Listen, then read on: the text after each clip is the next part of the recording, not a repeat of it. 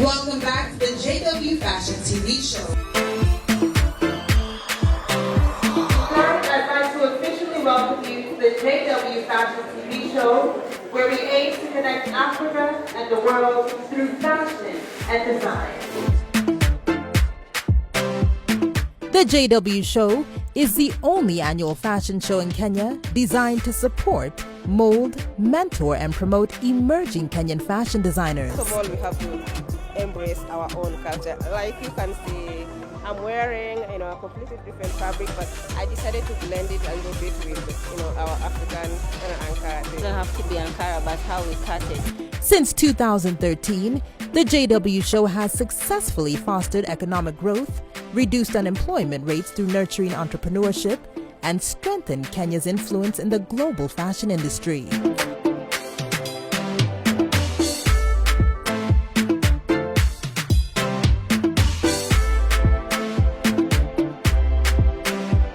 Over the past 5 years, the JW Show has grown and the brand has attracted a diverse audience, media attention, and international recognition. What began as a fashion event has now evolved into a highly anticipated designers competition.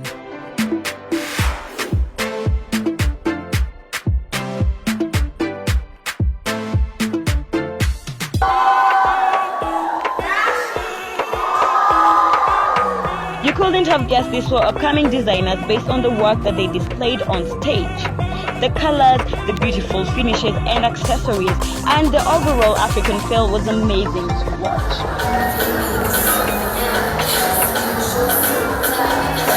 Actually, I saw so many amazing things like I've never seen before.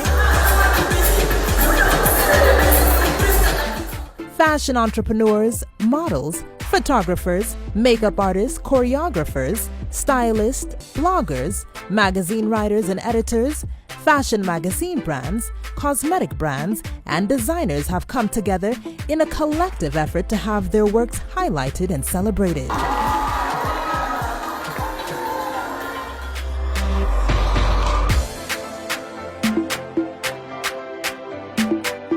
I want to look like kudos 9 for you.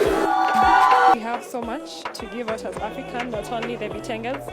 We have also like our own traditional cloth. For example, the skin colors, we can even use them in fabrics.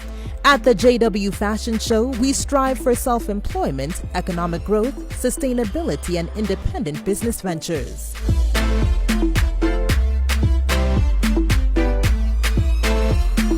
This is our time to support our own and make Kenyans more appreciative of clothing produced by Kenyans and to embrace and invigorate their talents, connecting Africa and the world through fashion and design.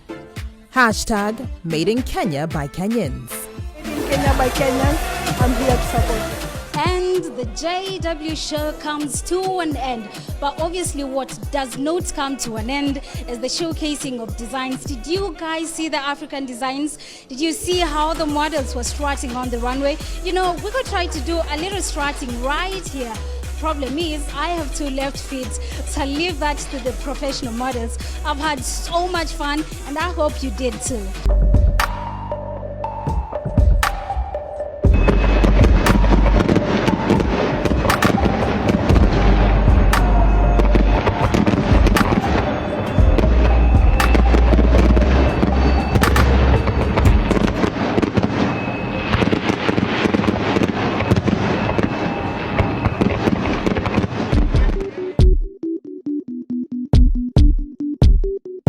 So on Fashion Diaries this week, we focus on an amazing mind. He is an entrepreneur, a designer, and a stylist in his own right, whose assuring tagline is, "I make suits to suit you." Who else can this be but our very own Vin Cleese? Jambo. Welcome to Vin Cleese Limited. Actually, this is a tailoring shop. Mimi ni fundi wa suti, fundi wa manguo. We make suits to suit you. Vin Cleese Limited started way back in 2014. That was how many years ago? Very many years ago. That tells you I've not been in the industry for less than 3 years. I've been in the industry for more than 3 or 4 years. Vin Cleese started way back in 2014. by a young, energetic, fashion designer, local fashion designer, Vincent Wangarah. Those are my official names. Those are the names that appear on my ID, Vincent Wangarah. But when you look keenly, you get to realize that Cleese is one of my middle names, which many people don't know that. And so that's why we came up with the name Vin, which is the short form of Vincent, and Cleese, which happens to be my middle name, and Limited, which is complete the brand itself. So this young local designer had passion for fashion. Had the love for tailor-made, ultra-formal fashion affairs for both ladies and gents. That's why we make suits for both ladies and gents. Apart from our magnificent offers, we also Vin Cleese also acts as an umbrella. We try and house other emerging fashion brands in the Kenyan market. Those who want to grow, but they feel that they can't grow alone. They want to grow with someone. They want someone to hold their hands and grow together. That's what we do. We house them. We give them a platform to grow. We grow together. As a company, we believe if you have a voice, and then you have an obligation to use that voice to empower the upcoming or mentor the upcoming people.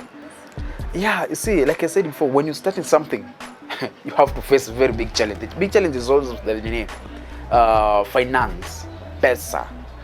I'll tell you something that you won't believe. I started this company with 4,500 shillings. That was in 2014. 4,500 shillings. I had no tailor. People used to call me a broker. You understand how brokers work, eh?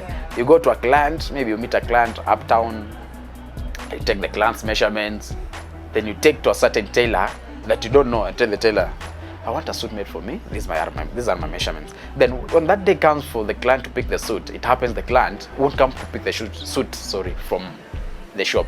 You again take the suit to the client. And you're just acting safe. You don't want the client to know where the suit was made. You understand? Yeah, so I used to behave that way. But until doors opened for me and God akaniambia, Vin, you hustle sana, find a place and put up an office. Then that's how it began. You can't differentiate between a fake fabric and an original fabric. I tell you why. For example, this is an original fabric. Those guys, those emerging designers who are in the industry just for money.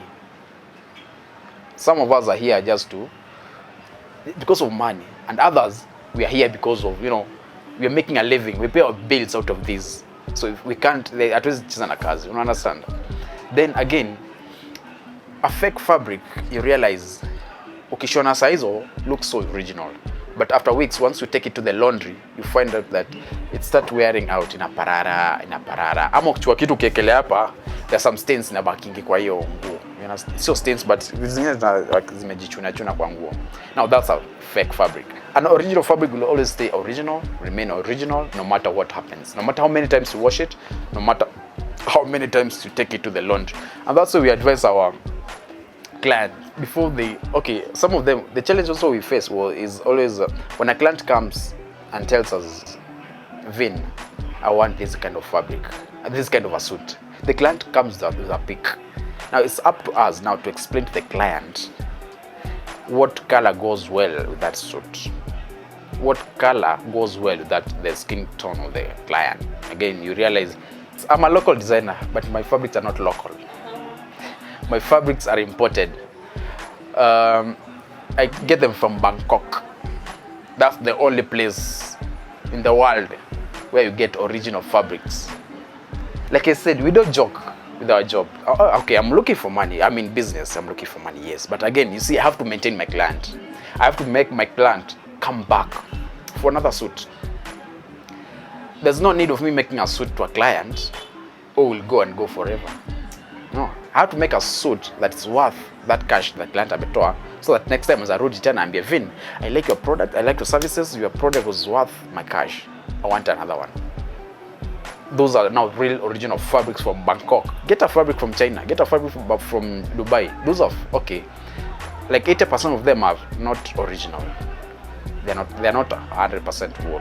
and that's why people lose clients by, you know, going for the cheap. I better go for something that is expensive, but make sure I have a long-term relationship with my client. Is to put across to these people who are watching back at home, the fashion designers. People want to come into the industry because they want to come for money. Yes, come to ataka pesa, so what? But again, realize some of us are married. Some of us are here to look for cash, to go and pay for our kids' school fees, want to pay rent, want to pay, yeah. And so these guys who are selling their suits at 5,000, yeah, I know, I understand. You're selling them to the common mwananchi, which is a good thing. But again, have standards. Have standards. We as Kenyan local designers, we need to come together, sit down, and come up with our rates. So that if you're a client and coming to buy a suit from me and I tell you my suit is worth 12,000, utafeel ni kama hiyo ni expensive sana. Again, if you feel like walking out and going, maybe you try and approach another designer for the same product that I told you that at my place it goes for around 12,000 shillings. Then if you happen to go to another designer, akwambie pia yake ni 12,000. So that usikue na option but come back again where you came first. Unaona? That's why we need to sit down as designers to agree on our rates. What was to mize.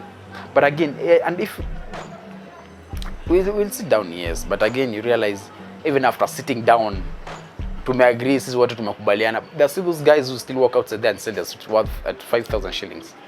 That's when I want to haribia market. It's not good. It's not good at all kabisa. Si poa.